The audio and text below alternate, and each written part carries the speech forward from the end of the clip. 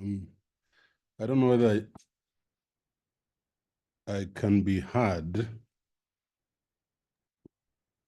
Yes, Yes, we it's clear, Can sir. hear you. Yes, we can hear you. Can you? Yes, Prof, I can hear you. Okay. Sorry, I'm in the office in Athian. The internet has been fluctuating, but I'm happy to join this evening presentation. And I want to thank Martin Munyao, my Dean of Students, and of course my two DVCs, the chaplaincy, for leading us in this program this evening. I want to welcome everybody to Daystar. I'm very excited looking at the numbers of masters and PhD students joining Daystar. And what a delight it is for me, because that is a vote of confidence in our university. And God, again, as I said this morning, God is saying something. And we really need to be awake to what God is telling us He would like to do in our university. So I would like to welcome everybody. And I have a few thoughts to share with you. And I'm hoping that I can be able to be allowed to share.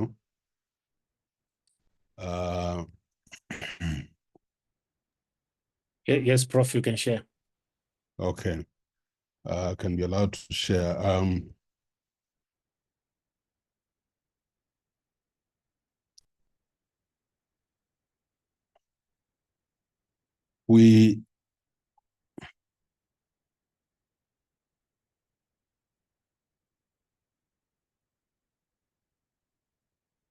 First of all, this is a common slide I always use for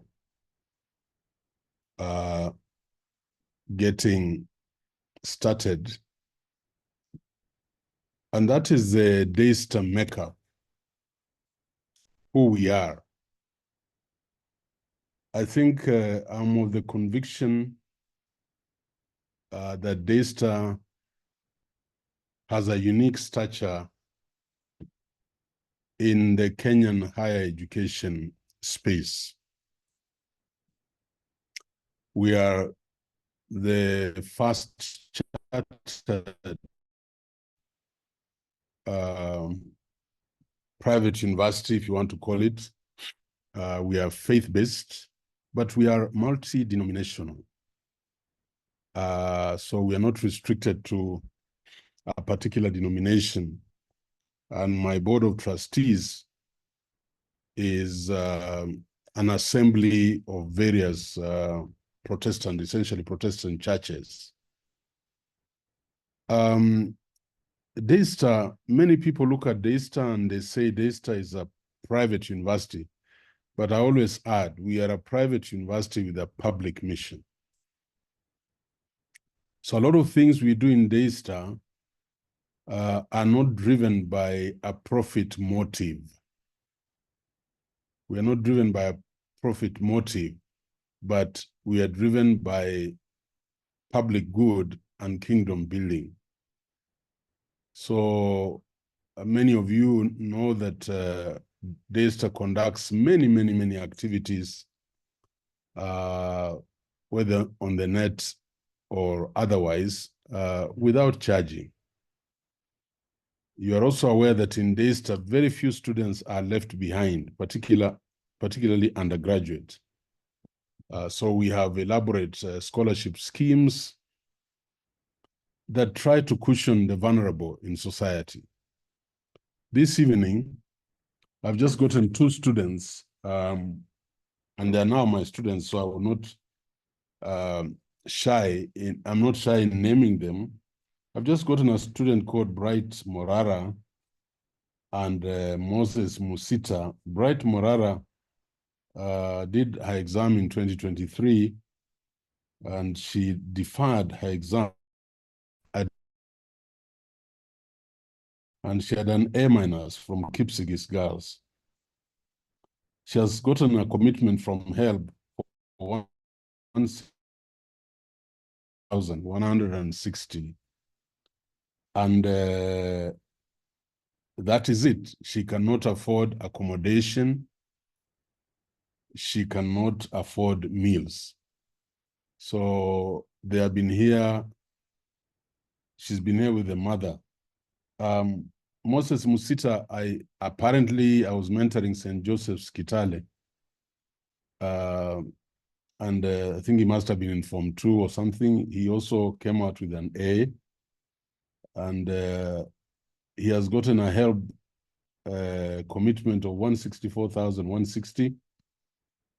The mother, she has just been in my office. She washes clothes for Indians, Uko Pangani and Isli. And she has only 11,000 shillings in her hand for accommodation and meals. So I'm just giving you examples, and so I've asked my finance revenue collection officer, Jennifer Kinoti, to advise me. I'm going to look at the little money I have in my scholarship as a vice chancellor to see how we can assist these two bright Kenyans, whom, if we don't salvage, they will go back to the gutters. And so Daystar is a private university with a public mission. 40% of my time is dedicated to fundraising, even in the worst of conditions. In winter, in the US, I'm traversing 11 states, from one state to another, from one donor to another, from one institution to another, to raise money for projects and particularly scholarships for the needy children in Kenya. How I wish that the public would be aware that Daystar now commits up to 70 million shillings every year towards scholarships. We have a faith-based mission, and we have asked God to allow us to have the courage to broadcast our character and nature. And I add that our institutional DNA is very different in Daystar. And some of us, or I have had a privilege to be in the public universities. I've had opportunity to work in the public service, in the ministry, in KICD, in KEMI, and as a high school principal. So I know that our institutional DNA is very different. And now Daystar is striving, is working towards being a research institution with a deliberate interest in innovation, commercialization, and entrepreneurship. So you can see out of the 90 odd universities in Kenya, only 14 universities have been chosen to pilot this initiative in the area of innovation, commercialization, and entrepreneurship based on research in the country. And God willing, in October, the 14 vice chancellors and the officers, namely Dr. Mwaka and Professor Muridhi, will accompany me to India to go to the India Institute of Technology with the other teams to see how commercialization, entrepreneurship, and innovation is not just done, but agitated in those universities, in that MIT of India. So our makeup is different. And so when you come for your master's and PhD in Daystar, it is not an ordinary journey. I want to emphasize that. It's not an ordinary journey. All postgraduate programs and even the undergraduate programs will no longer be an ordinary journey. We have a deep mission to make Daystar a model of what a functional and efficient, let alone effective university should be like in the African continent. I want to emphasize that this is what I have learned. This is Maslow's, this is the pyramid. So at the base of the pyramid is physical capacity. So the people coming for masters and PhDs, I want you to build endurance and promote mental and emotional recovery as you go through the torturous path of coursework and thesis development. So you must have the physical capacity, the hours of sitting and wanting to be the best. So that forms the base that you must have. Then there is emotional capacity. I want you to create the internal climate that drives the ideal performance state in you. So you must work on your emotional status and create a climate that drives the best out of you. I'm talking to my graduate, postgraduate students. Then we shall be searching into your mental capacity, where this will focus on physical and emotional energy on the task at hand. Emotional capacity. So, for example, the students who have enrolled for the Masters in Education in Policy and Leadership Studies, you need a very high mental capacity because you'll be expected to move as a cohort and move at the same speed as a group. So the last year's class of about 48 students, they have all finished coursework. They have all been examined. They have all submitted chapter 1 and chapter 2 of their proposal. I'm waiting for their chapter 3. And before graduation, we shall schedule defenses. We have made a commitment that they should defend their work by 30th of March next year. Now, that requires a very high mental capacity in addition to emotional and physical capacity. So I'm hoping that at your level, you have come to Daystar with a deliberate motive, purpose. Then, of course, there is a spiritual capacity. And I cannot overemphasize this, that this provides a powerful source of motivation, determination, and endurance. The spiritual capacity. So you can derive impetus from scripture as a believer, but you can also psychologically build your spiritual capacity.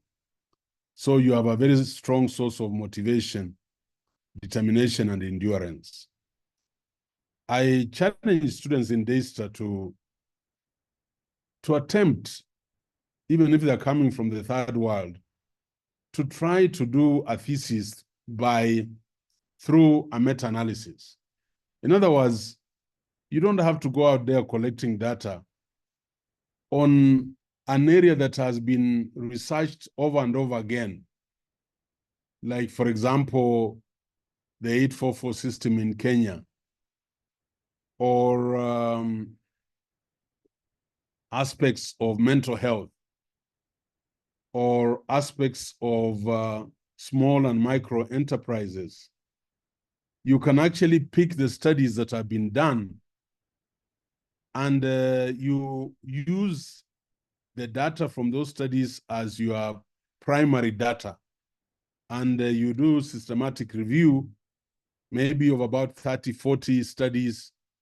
Then you bring them down to about 12 or 13. And you do a meta-analysis and you tell us the most influential variables that would need to be looked at if you're looking at research in that particular area. I'm happy to report that we had the first meta-analysis thesis done and to completion by Christine Wandolo, a PhD from Daystar. And this year I have 2 candidates I am supervising who have had the courage. They have all these, they have the physical, emotional, mental, and spiritual capacity to want to be defined differently. Ladies and gentlemen, I want you to learn something about endeavors on this earth. On this earth, we are always trying to get a strategic fit between resources, your external environment, and your value system. And you can subject this model to any circumstance. So when you are in Daystar or when you are coming for a master's degree or a PhD degree, you must assess your resource capacity in Daystar, strengths and weaknesses, yours and the institutions. You must also look at the environment and see the opportunities and threats that exist and begin to work on them. And then, of course, nowadays, more important than resources and the environment. By the way, if you look at some of the countries in Africa, I don't want to mention them, they have so many resources, abundance of resources. They are in a conducive environment. In other words, they can market those resources. But those countries are not moving because of the values. I can continue to listen to my... The values, leadership, culture, spirituality, and emotional intelligence. I want to put it to you. Daystar will provide the resources. Daystar will give you a conducive external environment. Can somebody mute? Daystar will give you the resources. They will provide the environment with plenty of opportunities. But how soon you'll finish that master's program will actually depend on your value system. Your value system. Previously in the world, people thought it was all about resources and environment. So strengths, you remember strengths and weaknesses, and then opportunities and threats. People thought it was all about the SWOT analysis. That is not all. Today is not just the SWOT analysis. You must interact, engage with an appropriate value system. So when people say Malaysia and Korea were borrowing money from Kenya at independence, why are they different today? My friend, it's only and only that they have reconfigured their value system. And so they're able to maximize. So what am I saying? I am saying that you must have a strategic fit in your life. That's why you're coming for this master's and PhD program. What we call in entrepreneurship, the EVR, congruence strategic model. This is environment, values, and resources. And at the center, at the pivotal center, is values. And that's why you can have the environment, so vendors, influence of competition, customers, government regulations, and leaders. The resources, human, financial, material, technology, knowledge. But if there is no strategic fit with the values, nothing will come to pass. So what am I saying? We can purpose in Daystar to have you graduate in 18 months for your master's. We can purpose to create the environment and the resources to have you graduate in under 40 months for your PhD. But what will be determining will be the values, not just the values of the candidate, but the values of the supervisor. What values does the supervisor bring in helping you to craft your proposals and to do your chapter 2, chapter 3, chapter 4, chapter 5? So I want us to note that this is a very odious and torturous, in quotes, journey.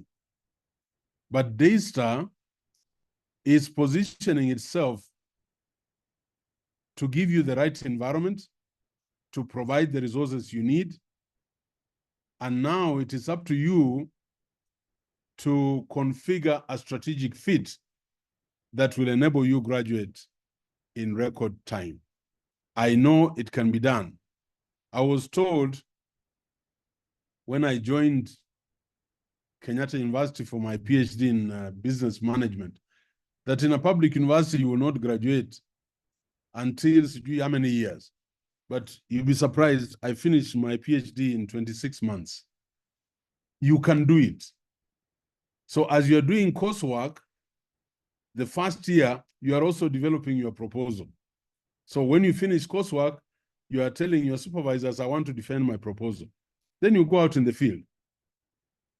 And you go in the field, collect data, analyze, and tell them you are ready to defend your thesis. I am encouraging you that you are coming into a university that will give you that opportunity, but it will depend on your value system as you join us. I would like to share some thoughts to support what I am saying. When we say that in Daystar you're going to graduate in record time, we are making a commitment to you. Please note that. We are making a commitment. And a commitment, according to me, is a promise made out of love. I'm not chained to make this commitment. I'm making this commitment out of love. So a commitment is making a promise to something without expecting a return. You know, you can pay fees at Daystar, and for 4 or 5 years, you're not graduating. But we are giving you the commitment that you'll graduate in record time if you work hard.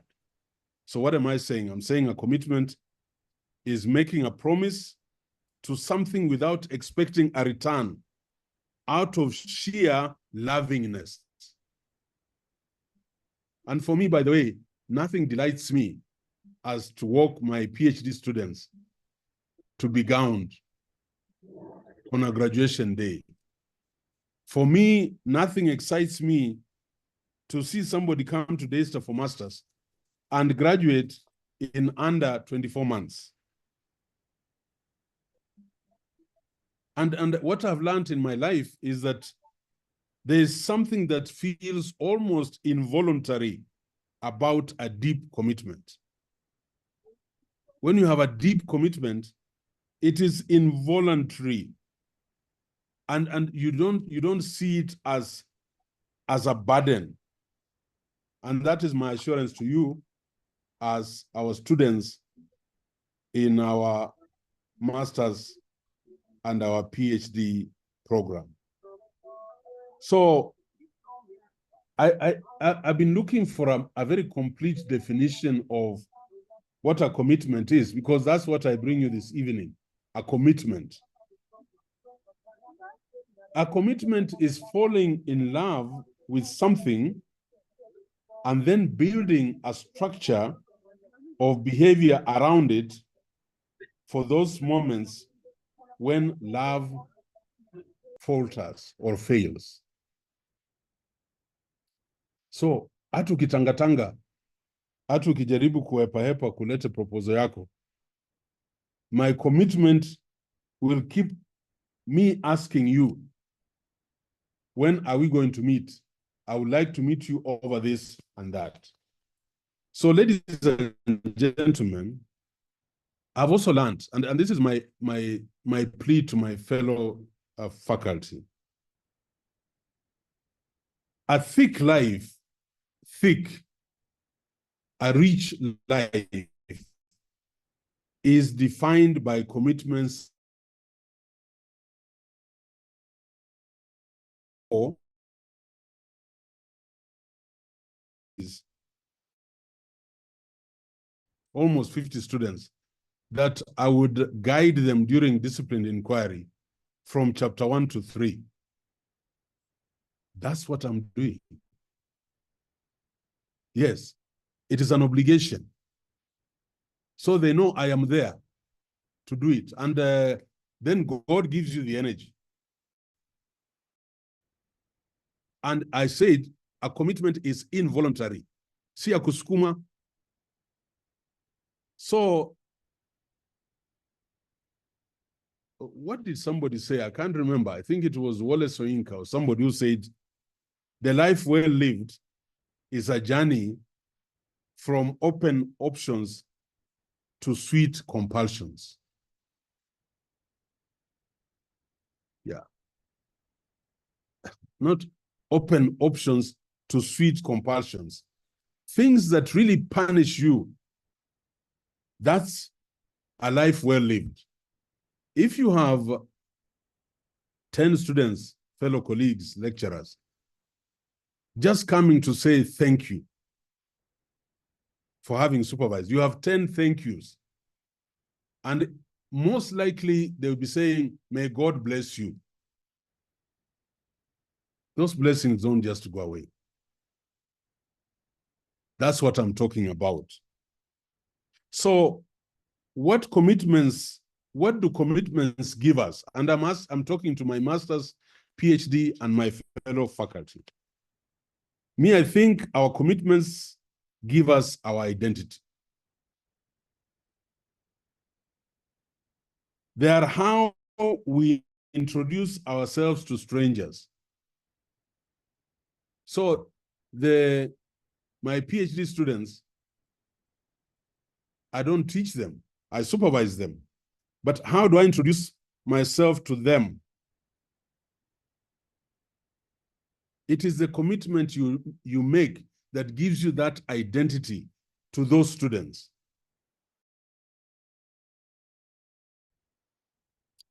For me, they are the subjects that make our eyes shine in conversation.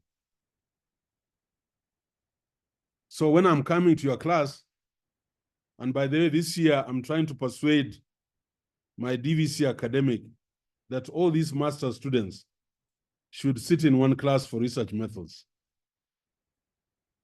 with a battery of lecturers supporting them.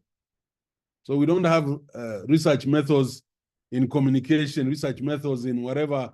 We just have a class of research methods. And then when we finish the fundamentals of research methods, they can now go into the various areas for disciplined inquiry. So then you'll make our eyes to shine in conversation. And they'll be saying, Daystar is a wonderful place. They are what gives out our constancy. People can say, if it is Muturi Wachira, this is his identity. That identity is derived from your commitment and coherence and consistency in what you do. And just remember that identity is not formed alone. No, identity is always formed by joining a dyad with something else.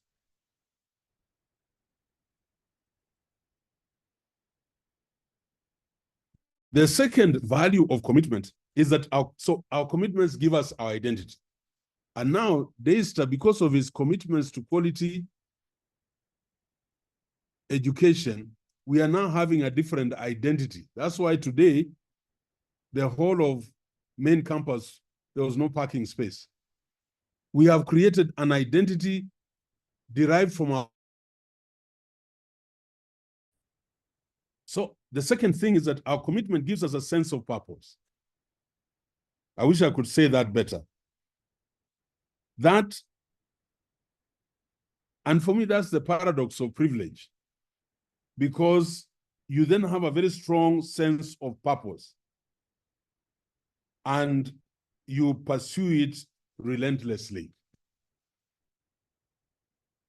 Thirdly, our commitments allow us to move to a higher level of freedom.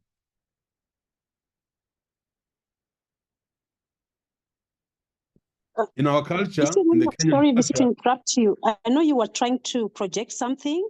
I'm sorry to interrupt you, but looks like the slides went off. So I'm sorry to interrupt you. Anything?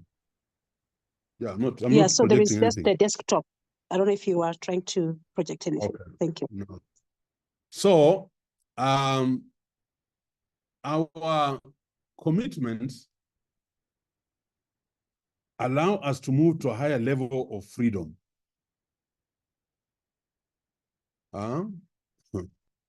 In our culture, we think of freedom as the absence of restraint. That's what we think as Kenyans. That's why our politics is in a mess. Because we think of freedom as the absence of restraint. That's why people want to become politicians. They want to exploit. They don't want to be restrained. They want to do what they want. Ladies and gentlemen, that is freedom from. But there is another and higher kind of freedom, and that is freedom to. This is the freedom as fullness of capacity, and it often involves restriction and restraint. Really, and I'll give you an example. You must be crazy to think that you can mark 50 theses. I mean, that is so much restriction of your weekend hours and your night hours. So much restraint. But ladies and gentlemen, you have to chain yourself to the piano and practice for year after year if you want to have the freedom to really play the piano. Yeah, even if you're conducting a symphony like Mozart or whatever it is, you have to chain yourself to that bunch of people with their instruments year in and year out if you want to have the freedom to really play, so that when your name is mentioned, you have been moved to a higher level of freedom and people say you are an expert in this area. So what am I saying? You have to chain yourself to a certain set of virtuous habits so you don't become a slave to your destructive desires. The desire for those other things. You can just have a desire for producing researchers for this country. That is virtuous. I'm sure that is better than the desire for alcohol, or the desire for approval, or the desire to lie in bed all day long. I'm very sure. Please walk with me and believe that commitment allows us to move to a higher level of freedom through restriction, through strain, through punishment, through sacrifice.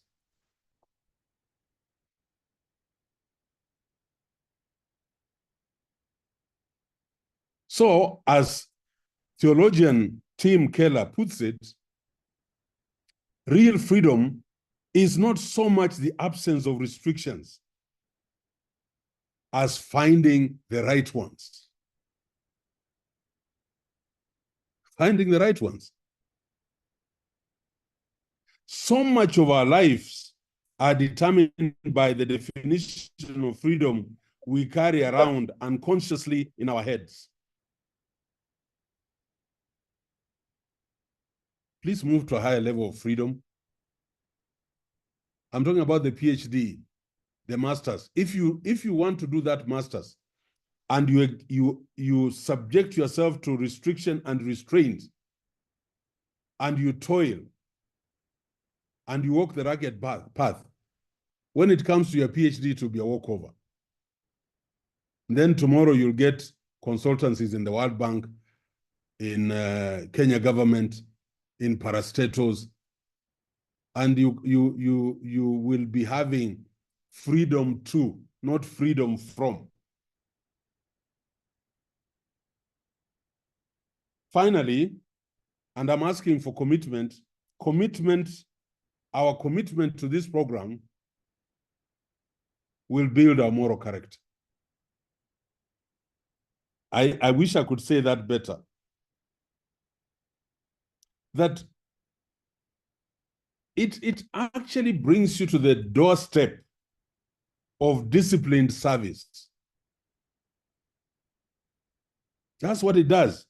It builds our moral character until we reach at the doorstep of disciplined service, and that will be your identity as a person. I am making a commitment to these students. There are over 300 master's and PhD students joining Daystar. That our commitment is deep, very deep, because we want to move to a higher level of freedom as a university, but we also want to lift our moral character in serving you. And remember, character emerges from our commitments. And I have hypothesized and said that commitments are the school for moral formation. Yeah. And so it is my wish that you take advantage of our commitment and create a relationship with your university, now your alma mater, Daystar, together with your faculty, so that nice. So that we truly Nice. So I got my moral. Can somebody mute these people? So that we become the change agents we are looking for.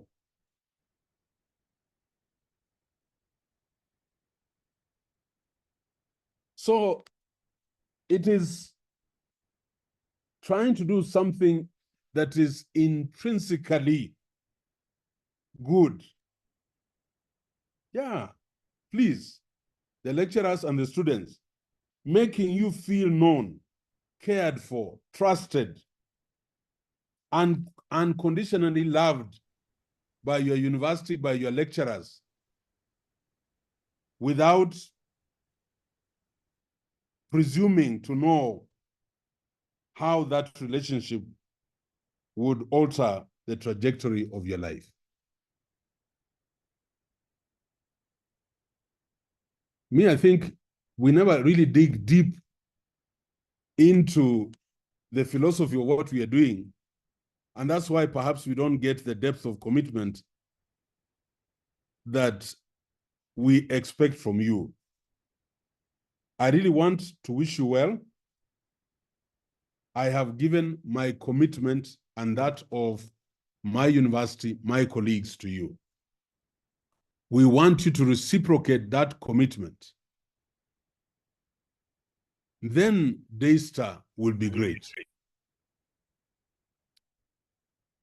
Then you'll graduate in record time. Excuse me. And then you'll be men and women of outstanding character because of your commitments. My spirit is right that God wants to do something phenomenal in Daystar. And those who can read science can read it. But I am so excited by the almost 300 students joining us, and that we can use them, we as Daystarians, to enhance our commitment to what God has brought us to do in Daystar. I want to thank you very much, and God bless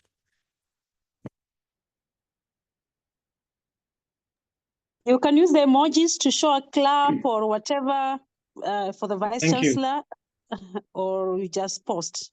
Thank you. Thank you. Thank you very much, Vice Chancellor, Professor Laban Ayiro, for that moving and encouraging address to our new students. And I wish that we can take this moment to applaud the best way that we can using the virtual tools for that wonderful and inviting speech. I hope that the address has lifted you and is giving you a reason to look forward to your first day of class at Daystar University, but also the level of engagement that you're going to get yourself into as far as matters around your program and academics are concerned. That is research and all other activities around your program. I wish to once again appreciate and thank Professor Laban Ayiro, our VC, for that wonderful and moving address. Now we move in the same spirit with once now that we are fired up and commit ourselves, following that commitment and call to the commitment that the Vice Chancellor has moved, to commit ourselves to abide by those standards, the level that he has lifted us to in this moment. Would like to subscribe to those values and standards by ascending to an agreement. We call this process matriculation. And I want to invite all of you to participate in this, but we are going to be led by the university registrar, Professor Paul Mbutu, who is on the call right now. As Professor Paul Mbutu comes, please check on the chat segment. I have posted the matriculation form in form of a link. Please click it, open it, and fill it as Professor Paul Mbutu is leading us into it. Thank you very much once again, VC. Thank you very much, Professor Paul Mbutu. Take it over from here. Thank you. All right, thank you. Good evening, everyone. Thank you, Dr. Martin Munyao, and thank you, the VC, for taking us through that elaborate session, as well detailed with inspiring thoughts. And so now mine is very easy. It's about matriculation. Essentially, it is led by the Deputy Vice Chancellor Academics and the Vice Chancellor to welcome students and the students to commit themselves officially to the university. Admission is a process, and therefore, until a student is matriculated, is not fully a student of the university. And that is why there is a form that Dr. Martin Munyao is talking about that you need to access so that Once you commit yourself by ticking and signing the areas that are left open there for you to show your commitment, you will not be, admitted fully to the university as a full-day student. And therefore, mine is, I would like to welcome the DVC academic, Professor Faith Nguru, to start us off by helping us understand what is matriculation and take us through the process with our address, and then invite the Vice Chancellor, who will help us now to pronounce the students as matriculated at the end of this session. And so over to the Deputy Vice Chancellor, Academics, DVC Academics, Professor Faith Nguru. Thank you very much, Professor Mbutu. Matriculation is a very important aspect of the process of admission to the university because it allows you a chance to make those commitments that the Vice Chancellor has talked about. And in Daystar, we make some certain very serious commitments as we join the group, what we call believer scholars.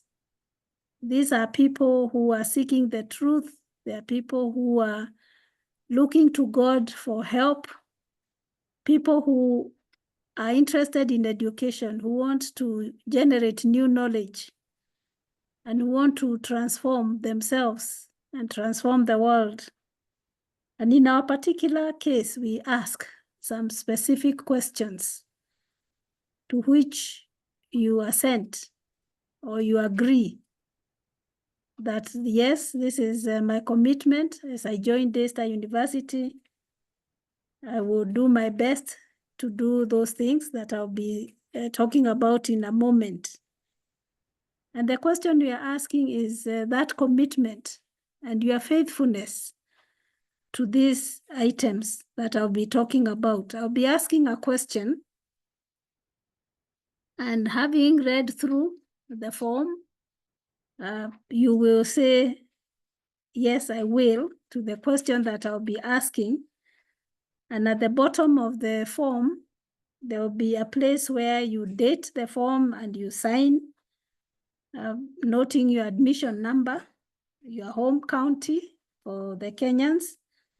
And for the international students, you'll be telling us which country or what nationality are you coming from. And we have here a major, what is it that you are coming to study and which campus, and then a signature. Once this document is signed, it will form part of your admission package. It will go into your file and it will indicate your commitment to the vision and mission of Daystar University that I was talking about earlier. And the question that I'll be asking is this one, projected. Will you be faithful to God and live under the Lordship of Christ in your pursuit of education at Daystar University? We are a Christian university. We believe in the Lordship of Christ as we pursue education at the different levels. And this is the question I'm going to be asking. And the response, after you are considered time, you reflect on this. And if you say yes, then you fill in the blank space there, and you will go saying I, and you fill in your name as a member of the community of believer scholars. Declare that I will commit myself to. And there are 5 items that we are seeking to commit ourselves to.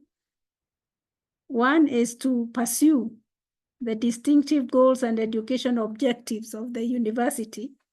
And most of these items are documented either in our charter or in our statutes, and you can ask for more details.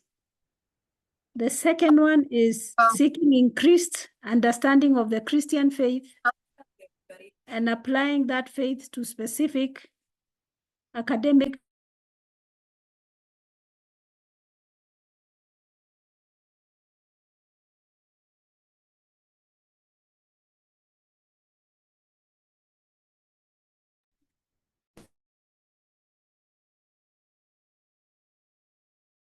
Prof, you need to unmute. Thank you. I was talking about B, the Christian faith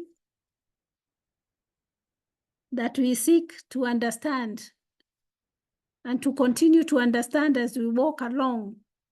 It is not something that one understands automatically. And we are saying we seek to get increased understanding of the Christian faith and apply that to specific academic disciplines, the ones we are seeking, and also to the world problems. Third, fairly difficult and challenging, but something we can commit ourselves to is to encourage growth in others by living as examples or models, applying that faith, that Christian faith, to personal lifestyle issues and confronting inappropriate attitudes or behaviors directly and affirming God's work in others. That is the respect that we are talking about, the honoring of other people, and the joy of growing together. Then there are talents and time that we have, both on campus or while we are students and outside, and we wish to commit ourselves and to the community to work for the glory of God while working with others to bring all life under the lordship of Christ. And finally, there's a commitment to abide by the Daystar Code of Conduct as outlined in the student handbook.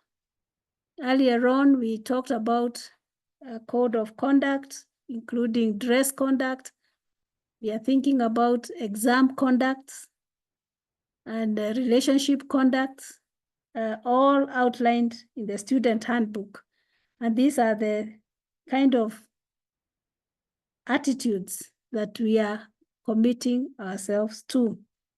So let me go through the questions, rather the question, the first one, and you will keep reading through and committing yourself, and finally there will be that signature.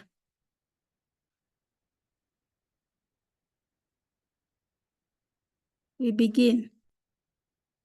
Will you be faithful to God and live under the lordship of Christ in your pursuit of education at Daystar University? I note the matriculation document that is on the link is slightly different, but it contains essentially all these items that I'm talking about. And you'll be saying, I, your name, as a member of the community of believer scholars, declare that I will commit myself to, look up to the new link, A, pursuing the distinctive goals and educational objectives of the university, B, seeking increased understanding of the Christian faith and applying that faith to specific academic disciplines and world problems, C, encouraging growth in others by living as examples or models, applying my faith to personal lifestyle issues, confronting inappropriate attitudes or behaviors directly, and affirming God's work in others. And number 4, striving to use my talents and time, both in and out of campus, for the benefit of the community and to the glory of God, while working together with others to bring all life under the lordship of Christ. And finally, abiding by the Daystar Code of Conduct as outlined in the student handbook. So this is the commitment we are making as we join DASTA, or as you join DASTA and join this wonderful community of scholar believers. Give you a moment to sign. And I'm seeing some people on the chat saying they can't find that place for signature. Yes, Prof. I'm just wondering whether you could clarify whether the form doesn't show the signature part. However, it does shows the name and other contacts. So they don't have to do the signature. They write the information that is required there. Might you want to clarify, Prof, if you don't mind? That will be fine because there's a name and an admission number, and this form will then be sent to the file, the student university file. So this is fine.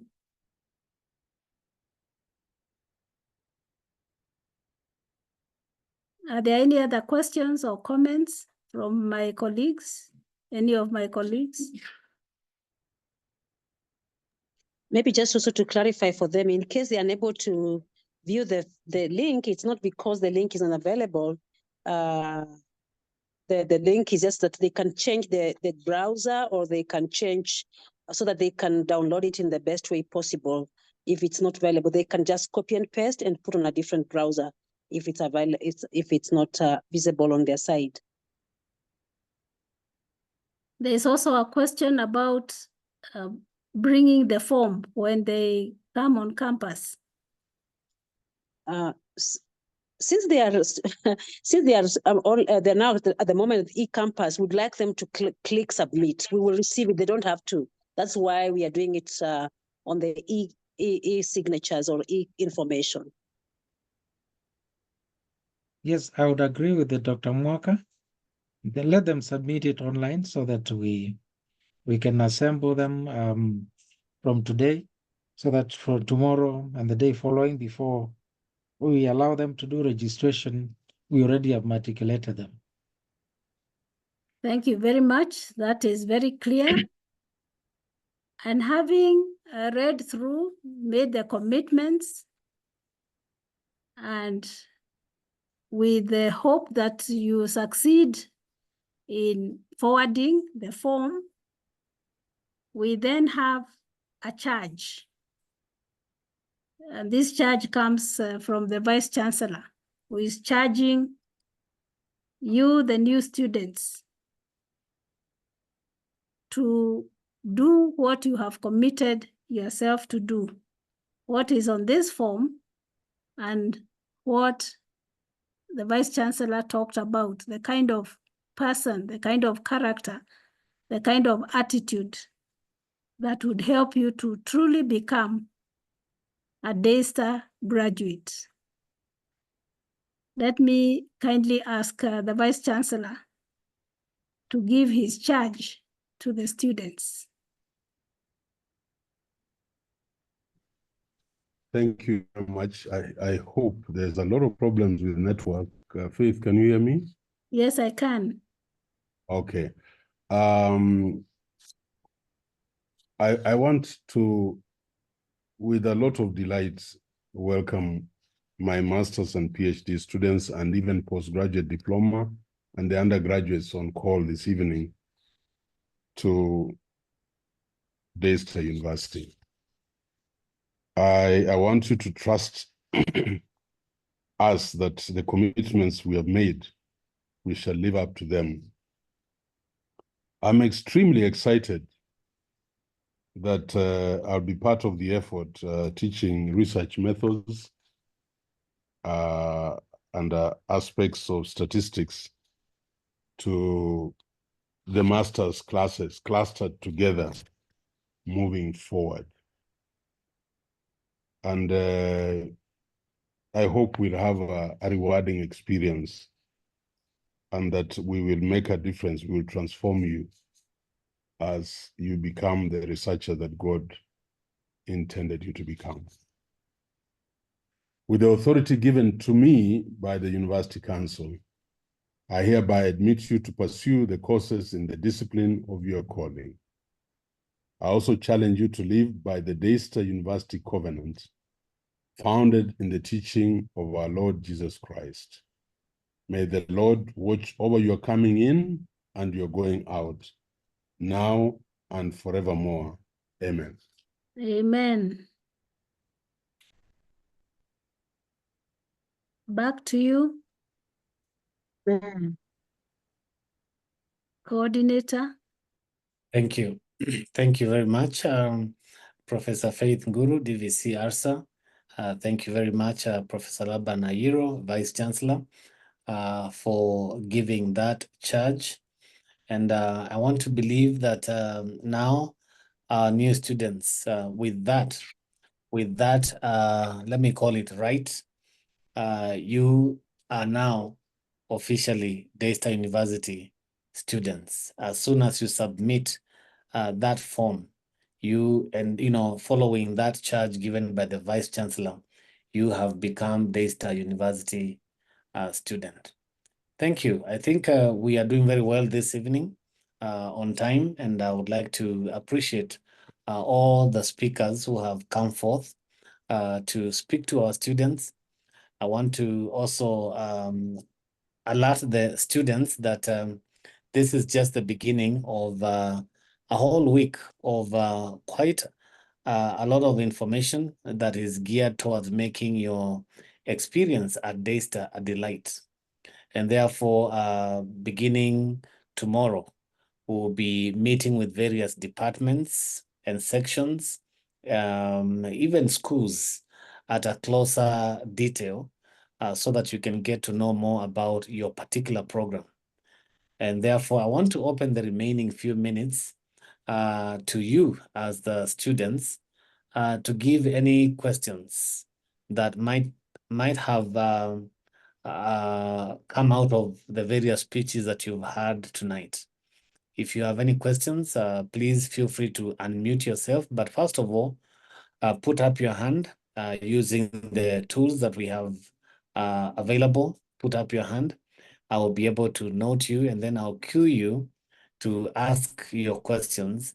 And all the speakers are here, and I'll let our university registrar, Professor Paul Mbutu, manage this session.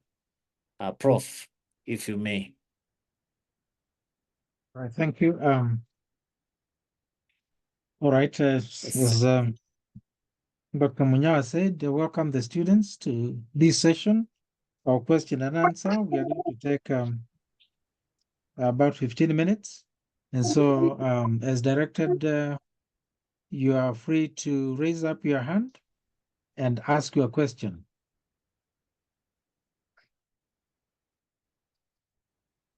So we have Caroline first, and then Betty, and then Samboror. Let's go in that order.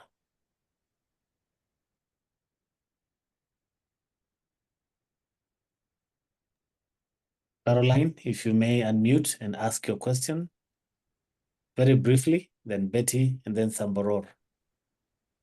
Okay, good evening. My name is Carol. I had just one question. For the students who are studying in Nairobi, I reckon there's another campus at Ngong Road, at Daystar.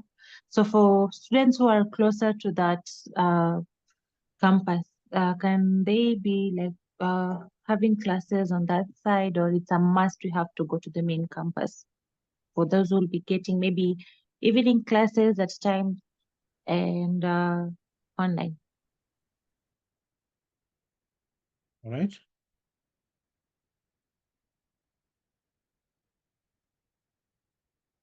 Okay, we can go to the next one.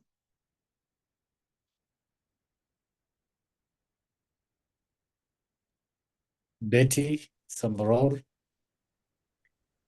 All right. Good evening, everyone. My name is Betty Bonga, and I'm joining from Dubai, United Arab Emirates. Thank you so much for, taking your time to, take us through all of this. And now we are more than ready. Now, my quick question is, I just wanted our like a repeat of how the fee is gonna be broken down, like how we supposed to like how it's broken down into installments. Yeah, thank you. Good.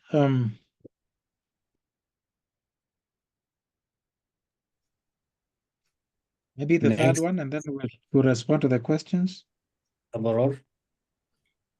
Good evening, everyone. My question is more or less like Betty's, but now my question was, I think I had when the finance and the administration department was speaking, that for the first semester, they would require full payment. And I would like to know what you require first to get from HELB for those of us that have applied for HELB, for it to be registered. And two, if there is a possibility of paying in installments, even if it is the first semester for registration. Thank you. All right. Thank you. And Dr. Munyao, we can take those three questions. Yes. Finance, Professor Muturi Wachira would take the second and the third one about fees payment breakdown, and then whether the full fees payment, requirement is what is still in place. And so please respond to that, and then let me do the first one about the campus of your registration or where you'll be taking classes.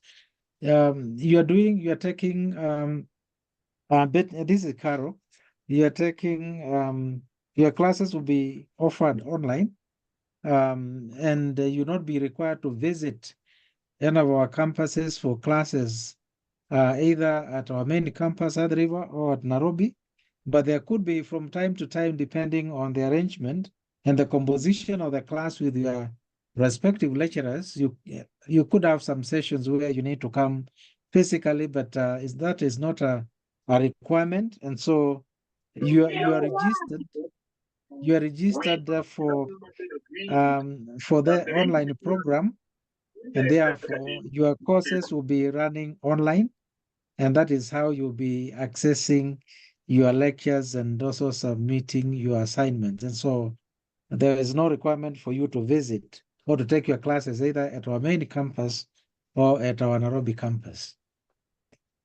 Thank you. Then Professor Muturi Wachira. Okay, thank you, Professor Paul Butu. On fees payment, yes, it is true that we require payment in full in your first semester. But in the subsequent semesters, you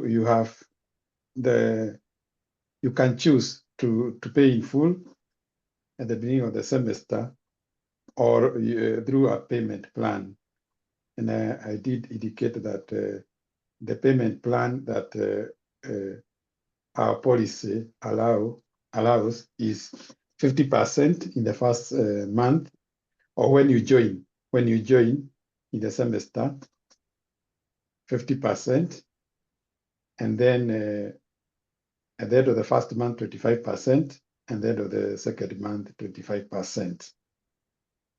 If you have applied for help and you have a letter indicating that you've been allocated some money, we can use that letter. But this semester, we require that fees be paid in full, unless you have a letter from HELB or any scholarship awarding body, because I know some could be getting money from their counties. But we require fees in full, unless you have those other arrangements. Thank you. All right, thank you. Martin, let's go on with the rest of the questions. Thank you. And maybe just to add on to that, on matters finances, I think we have a night dedicated to finance, and more questions can be reserved for that. There's a night that is dedicated to just finance or issues or matters finance, and those will be answered amicably. Thank you, Professor Muturi Wachira, for that response. There was one more hand that was up. I think it's been taken down.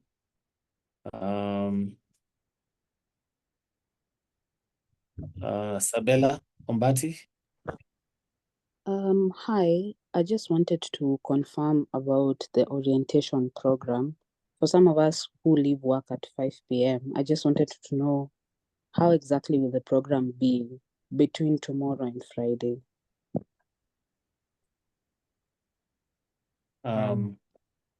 Martin, you can take that. I can take that, yeah. Mhm. All right, and I'll just answer that immediately. For the sake of our students who have work commitments and also need to commute and settle down after 5, we'll make all the the remaining days begin at 5:30 p.m. So the program will begin at 5:30 p.m. to accommodate those of you who are working and need to settle down after work. I hope that works with everyone. Will it run Thank until you. 8:30? Sorry for interrupting. I just wanted to know. The program will vary based on the content and information that various departments and sections have to share with you. The only night that I know will take longer will be Wednesday. I'm going to talk about this. I'm planning to talk about this before we finish as I make my last announcements. If you can spare it to that time, I'll be showing you the entire program for the remaining bit of the week. Please be patient. Thank you. Thank you very much. Jennifer?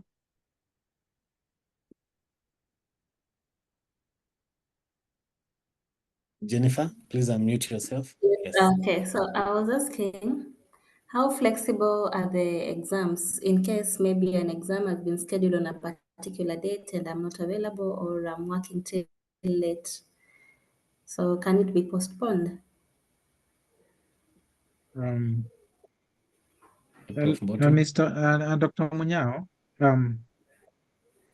some of these questions we are going to deal with them in our specific sessions.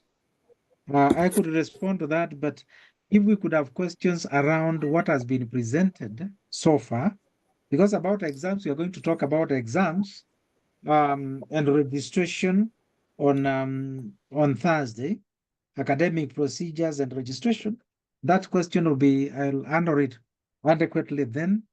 And so the question, if you can defer it to Thursday, because we'll take you through the processes of registration of classes, taking the classes, and then finally taking exams and so on. So if you can defer it up to that time, we'll adequately answer it at that point.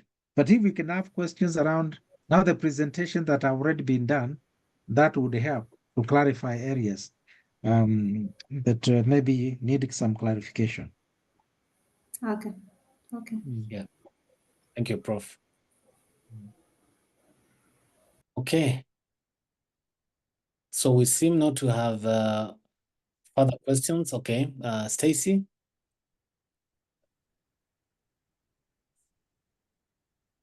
Stacy, and we're also tracking questions that are being posted on the chat segment. We have a question from Ryle as Stacy is preparing. Ryle is asking, I am joining from Cairo, Egypt. On the admission letter, it stated that we need to bring our original certificates and transcripts for verification on the 14th of September.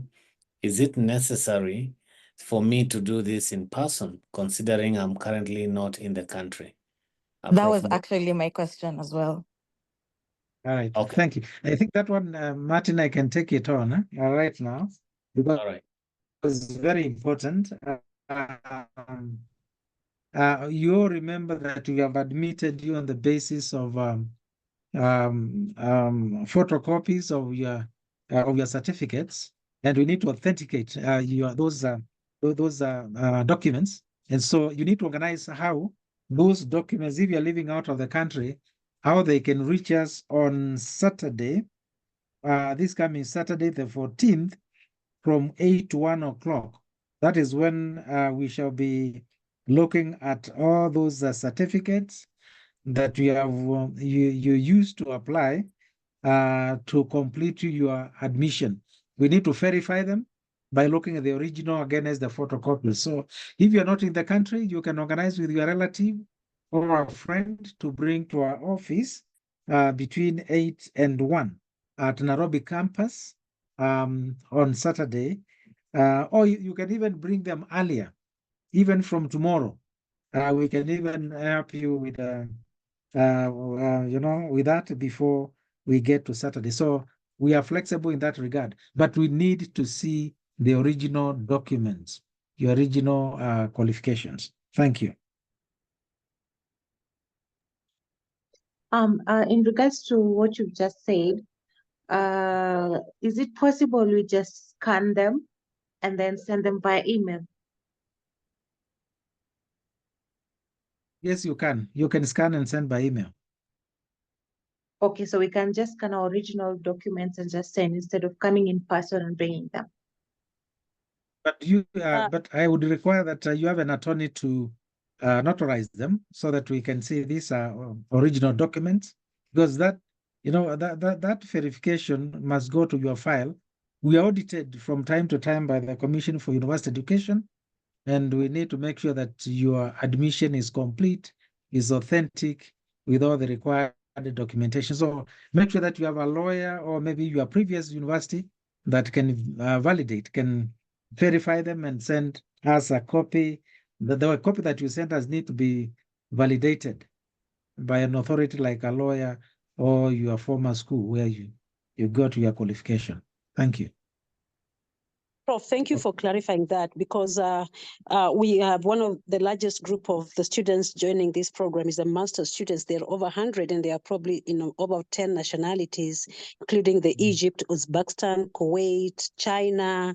So we had, because of that question came on the forum, we had asked them that they take the original documents to the lawyer, as you have said, and a lawyer who is certified to certify this document was the authority, because not every lawyer can actually append. They have to be lawyers who also are by law in that country or in our country to certify the document.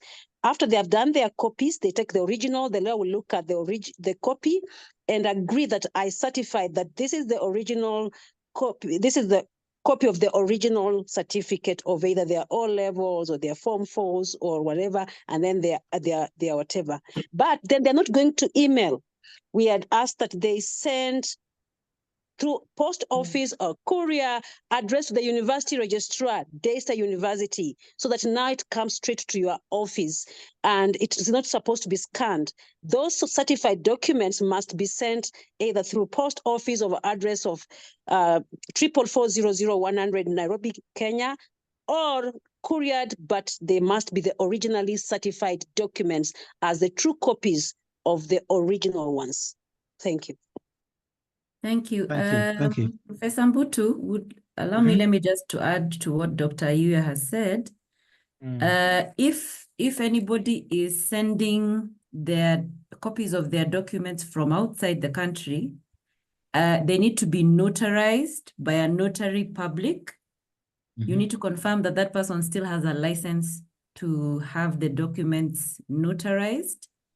Usually you can find this at a High Commission office, at an embassy, at a lawyer's office, but it needs to be a notary public, because that is the certification that that is used for documents that are crossing borders around the world. So even if I was sending a document to another country and I needed it to be certified, I would also have to have it signed by a notary public. So you photocopy your documents, have them notarized, and then those notarized copies need to be sent physically to the universities, because that is what we will have on file, is the notarized or the certified copies. So for anybody who is having their document, certified copies of their documents done from overseas, notary public. If for whatever reason your jurisdiction does not have a notary public system, go to the High Commission and ask for assistance there in terms of how they certify documents, but they will also need to add a letter. If you're stuck beyond there, write to us in terms of what kind of difficulties you've had, and we'll see how we can look for for an alternative system, but 99% of the time, a notary public will be available and they'll be able to certify the copy. But as Dr. Yuya has said, you put it in an envelope and have it posted, or you do it by registered post or by what is it called? FedEx, DHL, whichever system it is, the notary copy needs to come physically. I hope that clarifies. If it is locally, it can be by a commissioner of oaths certified, and that can either be somebody who has a certificate or a magistrate. Same system. The physical copy needs to come to the university. So I hope that clarifies. Thank you, Mweni. And there was a question about our alumni. If you have graduated from Daystar, we still have your records. You don't need to have your documents validated. We are the ones who can validate them, so you don't need to go through that process. So, but you need to bring us, the qualification that you got when you graduated from Daystar, your transcript and your degree certificate. And then the campus. We are asking you to report to Nairobi campus. Our main campus is at Athi River, but on Saturday, we don't expect you to drive all the way to Athi River. Those who are coming physically, it is our Nairobi campus, which is opposite, is along Valley Road, Gong Road junction there. That is where you are required to come on Saturday between 8 and 1. And we would expect, if you could report early, so that we take you through. If there are any questions from 8 to about 1, we should have enough time to respond to all your questions and validate your documents. Asante. Hello, excuse me. Go ahead. Oh, thank you so much. My name is Edwin Chiti. I'm joining in from Abu Dhabi. Sorry for taking you back to that documentation issue, because most of us who are currently out of the country will be so much affected on this. At a personal level, when I was processing my documents to move abroad, I took them through the authorization process and the verification process, whereby I started from the Ministry of Education at the Jogo House. They were rubber stamped to show the authenticity. Then next we did at the Foreign Affairs, that is still in Kenya. They were authorized at the Foreign Affairs. Then we took them to the Embassy of the United Arab Emirates for further verification before issuance of our work visas. So to be fair enough, I think, so through these 3 stages, our documents stand verified. So I don't know if the university shall allow us to send in these copies that have been verified by these 3 stages. Because within such a deadline between now and Saturday, I don't know if we shall manage to go back and try to figure out a way on how we can get them notarized again, because we have rubber stamped documents right from Ministry of Education and Ministry of Foreign Affairs and our respective embassies. Thank you so much.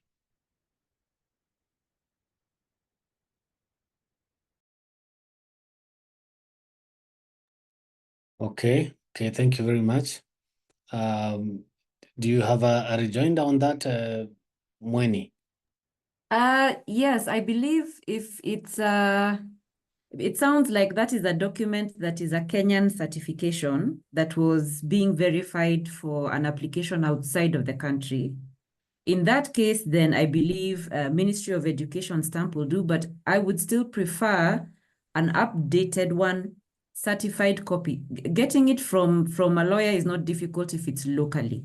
Any lawyer's office should have a commissioner for oaths. So for local documents, commissioner of oaths will do if it's being sent from within. If it's being sent as a copy from outside, notary public or high commission. So if you have a document that is stamped by the high commission, that will do, but we need not a photocopy. We need the one with the original rubber stamp, and it depends on how many copies you made at the time. If you have enough copies, send us one of them. That will do. If you don't, then unfortunately, you're going to need to make new copies. and have one of those notarized or stamped. Okay, thank you. Thank you, Mweni. I hope that answers your question, Edwin. Betty, is this the same matter? We need to wind up now. Oh yeah, sorry to take you back. It's still on the same matter. So like I'm just wondering if we can have that deadline a bit flexible, because of course being out of the country with the work schedule, it's like I don't really think we can work around that time frame with a lawyer, and it's on Saturday, like all of the days of the week we are at work. Is there any chances that we can have, you know, like the deadline a bit flexible? Okay. Is the deadline flexible? That what you're asking is whether this can be taken beyond Saturday, this Saturday? Yeah. Okay. Prof. Mbutu, from your office, can that be done? I doubt we have a registrar still on. Must have dropped off. Okay. Let's consult So with his probably we can, office. I think I That saw we can someone from answer. registrar, they can respond to that. Although also the Deputy Vice Chancellor can also help us respond to that if that is a possibility. I don't know if Prof. Nguru can Let me help say us. something. Yes, Morris. Normally what happens is that we usually give a semester, but what happens if you are not verified by Saturday, your account will be put on a provisional admission, which means you have not been fully admitted until you are verified. So within a semester, once that account has not been verified, then it will be blocked. Thank you. Thank you, Morris, for that response. I hope that suffices for you, Betty. I will come back with a comprehensive answer, because there is a day that you get to interact with the registrar's department as a whole. There's a whole evening of engagement with this department. I think that will be answered comprehensively, but thank you, Morris, for that answer for now. On whether to be flexible and stretch that deadline further, I think that we'll come back on that fully. Members, I think this has been a very quite fulfilling evening.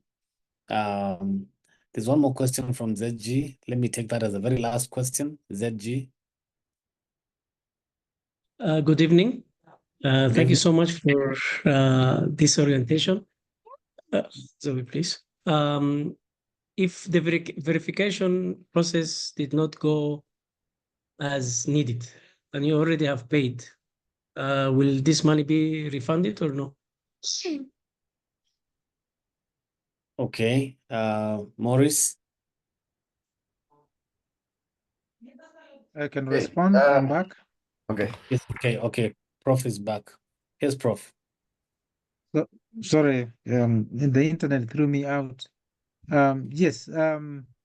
If we find that your documents are not authentic, then we'll have to confer with the finance office to see how you can get your refund. But we are hoping that the documents that you use to apply are authentic once we verify them against your originals. And so, but if it's the contrary, then we'll make arrangements on how you can get your refund. Thank you. Thank you so much. Right. Ojuado, is it related to verification of documents? Yeah, I want to ask. I come from Migori, and we work up until Saturday. Does it mean that we could send our documents with someone to your offices for verification? Yes, I said that you can send someone to bring, but make sure that you trust that person with your originals, because we will not keep your originals. Once we verify, then we'll have to give the person your originals to take back to you. Okay. All right. Thank you. Thank you very much. I think we have exhausted questions around that matter. And I'd just like to let everyone know that starting from tomorrow, and now making the announcements so that we can close with a word of prayer from Reverend John Miano Weche, the university chaplain. I need to say this before we can close, that starting from tomorrow, we have further orientation now that is focused on various departments that you have been introduced to by both DVCs, DVC ARSA and the DVC FAB. Tomorrow, you get to meet with the two key and critical departments. One is the finance, another one is the HR. So all matters, money, school fees, and all that will be handled by the finance office tomorrow. And also matters to do with your insurance, medical covers will be handled by the human resource. Same day tomorrow, you will meet with the university services and campus services for questions around gate passes, IDs, student IDs, and all that. Then also you get to meet the Directorate of Postgraduate Studies, which is very critical for you, especially all the postgraduate students. This is an important directorate for you to hear from. Then on Wednesday, a very important day, on Wednesday, we'll have two critical departments meeting with you. One is the Students' Affairs, led by our Dean of Students, who is here on the call. You'll be able to meet with him and his team, Reverend Mutinda Musemi. Then later, after the Students' Affairs, we will go into breakout sessions. So I'll create breakout rooms and allow you to get into your rooms, which will be school specific.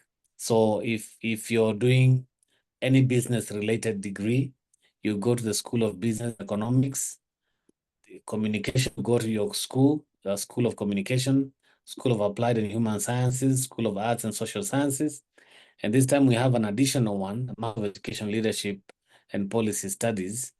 And in these schools, you'll meet with your deans. So you get to talk to your deans and the heads of departments specific to your program. A very important night. You need to be there to be able to get information that is related to your program and get all your questions answered, but also be given relevant information.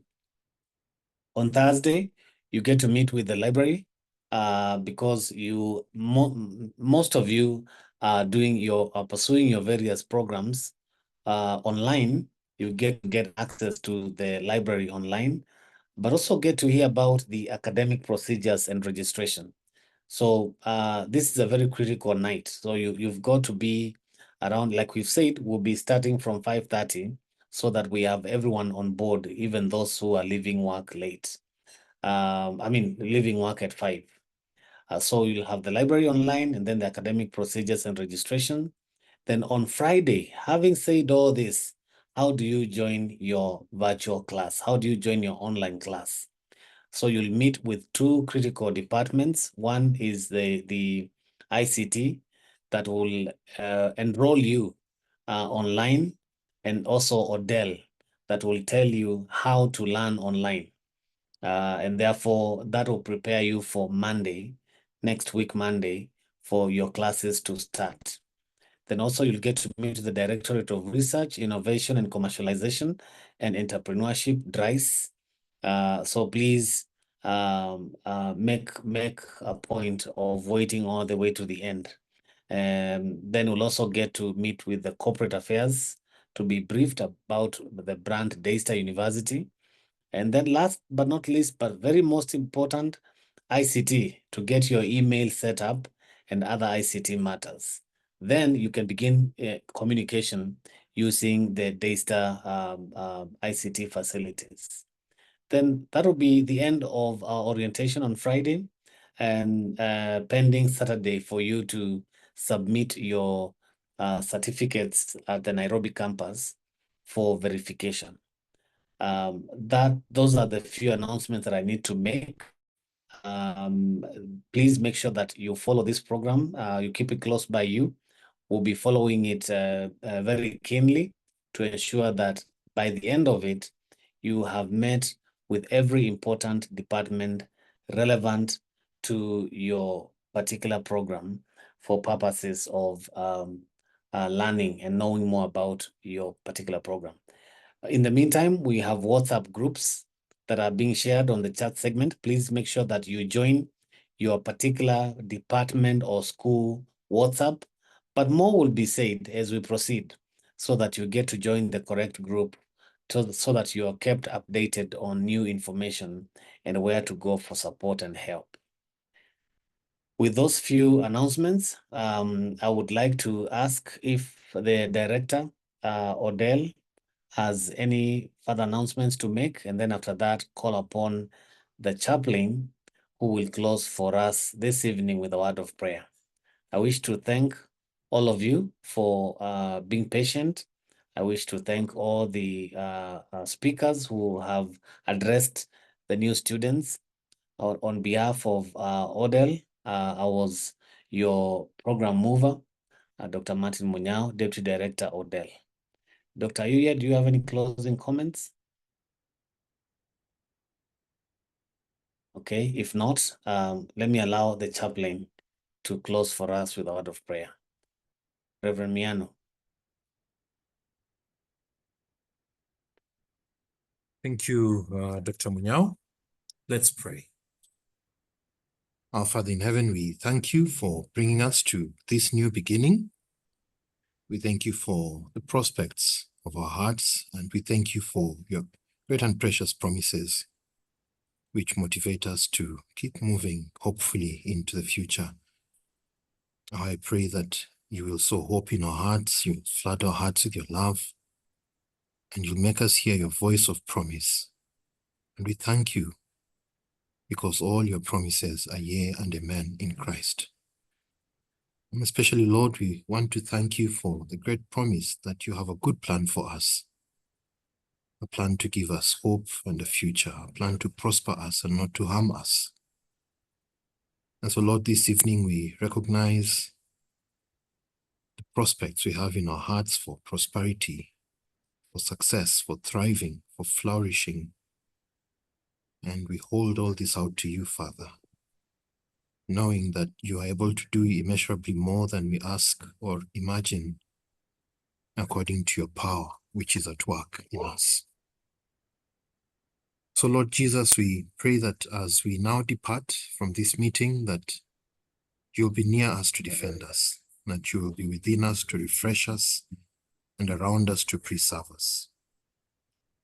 We pray that you'll go before us to guide us, and that you will be above us to bless us. May the grace of our Lord Jesus Christ, the love of God, and the fellowship of the Holy Spirit be with us now and forevermore. Amen. Amen. Amen. Thank you. Thank you so much. And guys, we wish you a very good night, or whatever time of the day. It's a good day. We will hope to see you tomorrow, all of you, at 5:30. And we still having a bit of admission window for those who have not finished the admission process. We will close up our admission completely by Friday. And therefore, we wish you all the best. Thank you for choosing Daystar and for learning on our eCampus. We hope you enjoy. Let us meet tomorrow, same time. And God bless you. Bye for now.